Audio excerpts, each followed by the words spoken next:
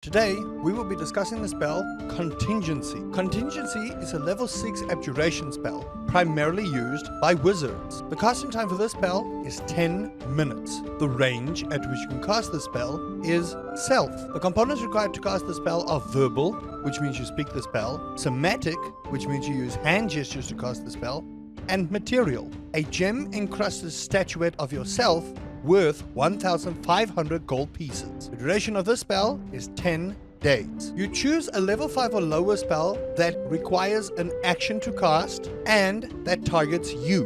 When casting the spell, you use both spell slots for the spell you want to cast, i.e. your contingency spell, as well as the contingency spell itself. However, the contingency spell cast does not trigger immediately, but will only trigger when you describe the trigger to the DM, such as casting a water-breathing contingency spell when you are engulfed by liquid at any point in time. The contingent spell will trigger whether you want it to or not if the requirements are met. You may only use one contingency spell at a time. Now, contingency is a very strange one, and level 5 plus having to use a 1,500 gold piece statuette to cast the spell can be pretty expensive if you are describing certain triggers for the contingent spell to happen and they don't actually come to fruition. Now, this can be used in very creative ways that you kind of have to think outside of the box for, but it's 2 spell slots being used,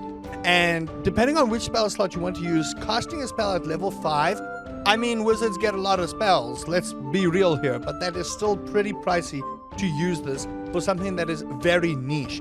However, please do tell me how you would use this to your advantage.